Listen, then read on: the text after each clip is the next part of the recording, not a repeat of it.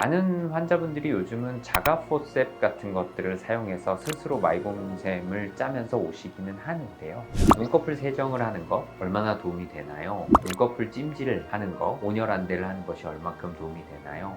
그런데 안구건조증이 어마어마하게 심하다고 말할 수 있는 안구건조증도 있습니다. 각막에 심각한 감염이나 손상 내지는 각막의 결막화를 만들 수 있기 때문에 하루에 인공 눈물을 몇 개씩 쓰는데도 눈이 뻑뻑하고 모래 굴러가는 것 같다. 안과에 오시는 건조증을 호소하시는 많은 환자분들이 가장 많이 하시는 말씀입니다. 처음에는 한두 번 넣으면 시원했다가 왜 갈수록 인공 눈물에 의존하게 되고 효과는 떨어지는 걸까요?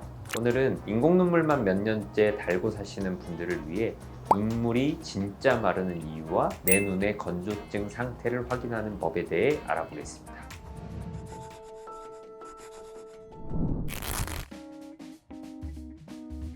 눈이 건조한 진짜 이유는 우리가 잘못 알고 있기 때문일 수 있습니다.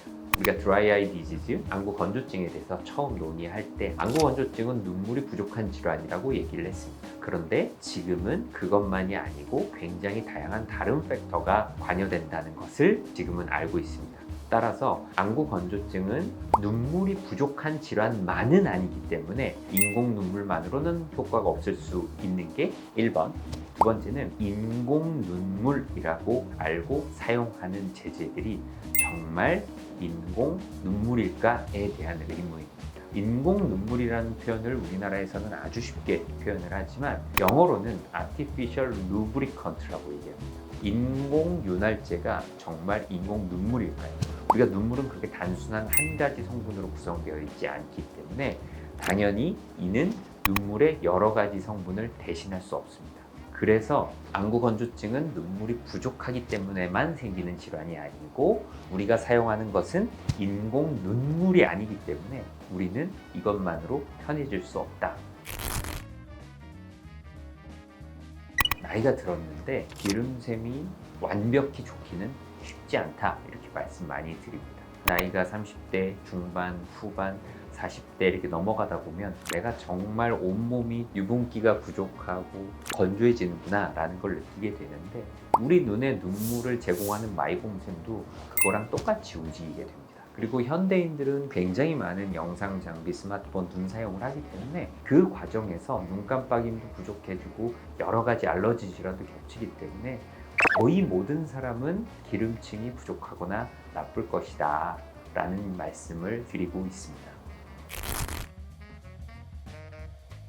마이봄샘은 기름이 나오는 샘의 계구부가 있고 계구부에는 연결된 마이봄을 분비하는 여러 꽈리들이 있는 구조다, 이렇게 생각을 하시면 됩니다.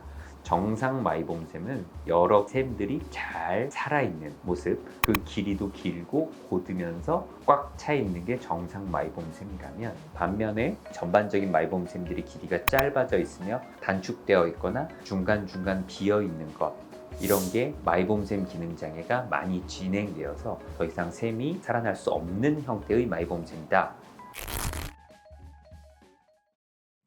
제가 환자분들한테 되게 많이 말씀드리는 치료인데요. IPL과 리피플로우 도대체 어떤 치료냐? 여드름 치료를 생각하시면 제일 좋습니다. 피부 관리에서 가장 중요한 게 뭘까요? 딥워싱.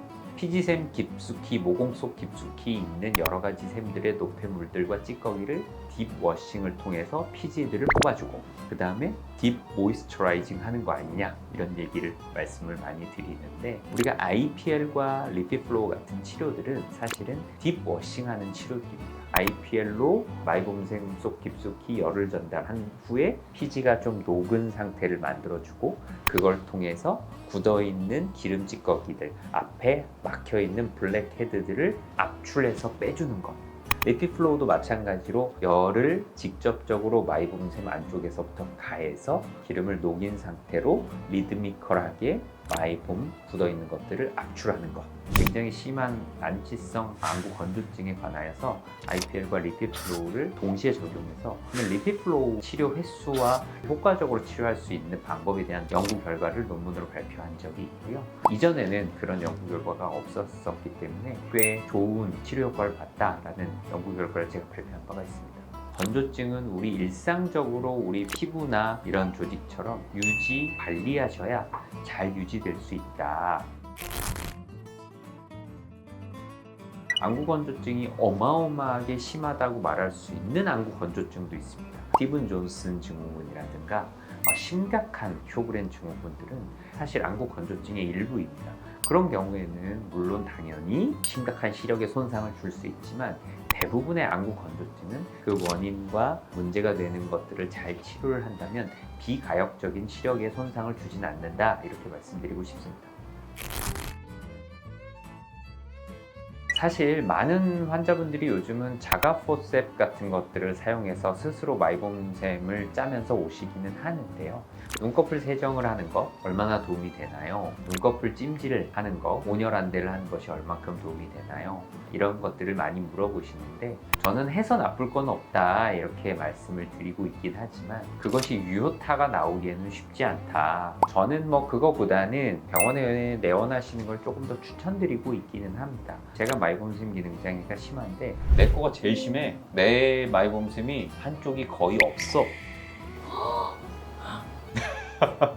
제가 제 눈을 직접 잘라 그러면 잘 안 되거든요. 왜냐면 일단 입체시도 안 되고 저 같은 경우는 일부 노안도 있기 때문에 직접 혼자서 짠다는 건 굉장히 어려운 일이거든요. 전문가가 조금 더 명확하게 짜는 치료들을 조금 더 추천드리고 있고, 저는 꼭 IPL 리피플로우 치료만이 아니라 그냥도 마이봄샘을 제가 일일이 압출을 보통 해드리는 편이기 때문에 늦기 전에 안과를 찾아 내 기름샘 상태도 꼭 한번 확인해 보시길 바랍니다. 눈이 건조할 때 인공 눈물만 넣는 것은 어쩌면 밑 빠진 독에 물 붓기와 같은 모습일 수 있습니다. 오늘 영상도 도움이 되셨다면 구독과 좋아요 부탁드리겠습니다.